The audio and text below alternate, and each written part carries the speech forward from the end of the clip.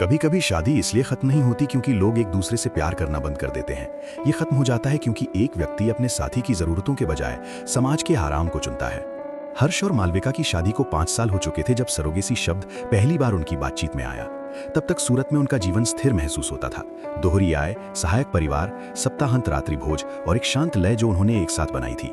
बच्चे हमेशा योजना का हिस्सा थे। उन्होंने बस ये मान लिया कि प्रकृति सहयोग करेगी। जब ऐसा नहीं हुआ तो धैर्य ने धीरे धीरे चिंता का स्थान ले लिया। डॉक्टर के दौरे बार बार होने लगे। हर जगह से सलाह आई, रिश्तेदार, पड़ोसी, दूर की चाचियां जो धीमी आवाज में बोलती थीं। 32 साल की मालविका ने ज्यादातर चीजें चुपचाप सहन की। 35 वर्षीय हर्ष ने सकारात्मक रहने की कोशिश की, लेकिन उसकी आशावादिता के नीचे एक अनकहा डर छिपा हुआ था। जब एक विशेषज्ञ ने सरोगेसी को एक व्यवहार्य विकल्प के रूप में सुझाया तो मालविका को कई महीनों में पहली बार राहत महसूस हुई। आगे का रास्ता, एक संभावना। हर्ष ने अपनी राहत साझा नहीं की। घर पर बातचीत तनावपूर्ण हो गई। हर्ष को समाज की, परिवार की प्रतिक्रियाओं की, लोग क्या कहेंगे की चिंता थी। उन्होंने वंश और सामाजिक आराम के बारे में बात की। ये चिंताएं मालविका को दूर और अमूर्त लगी।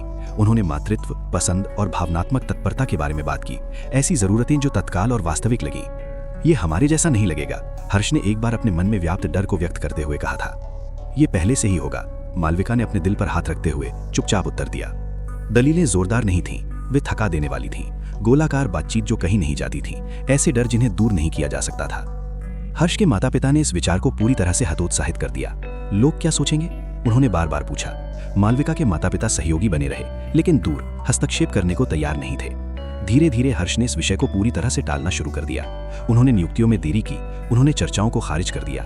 उन्होंने उम्मीद जताई कि अगर लंबे समय तक नजरअंदाज किया गया तो ये मुद्दा गायब हो जाएगा। मालविका को एहसास हुआ कि वो अकेले लड़ रही थी, न केवल एक बच्चे के लिए बल्कि अपनी शादी में उसकी आवाज के लिए भी। एक शाम एक और विचलित बातचीत के बाद उसने उससे स्पष्ट रूप से पूछा, आशा की जगह थकावट आ गई। क्या आप एक बच्चा चाहते हैं या आप चाहते हैं कि चीजें आसान दिखें? हर्ष ने कोई जवाब नहीं दिया। उसने दूसरी ओर देखा। वो जो चाहता था और जो स्वीकार्य लगता था उसके बीच फंसा हुआ था। वो खामोशी सब कुछ कह गई। उनकी शादी गुस्से में खत्म नहीं हुई, ये बोध में समाप्त हुई।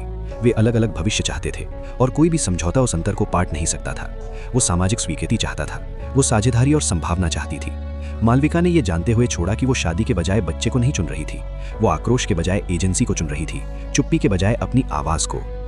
वर्षों बाद किसी ने पूछा कि क्या उसे इसका पछतावा है। उसने सिर हिलाया। मैंने सीखा कि आप किसी ऐसे व्यक्ति के साथ परिवार नहीं बना सकते जो साझेदारी से अधिक धारणा के बारे में अधिक चिंतित हो। मैंने सीखा कि जब कोई बार बार आपकी जरूरतों के बजाय आराम को चुनता है तो वो पहले ही अपनी पसंद बना चुका होता है। और मैंने सीखा कि कभी कभी दूर जाना ही अपनी ओर चलने का एकमात्र तरीका है। कुछ विवाह असहमति से बचे रहते हैं, लेकिन वे एक व्यक्ति की चुप्पी से दूसरे की आवाज दबने से नहीं बच सकते।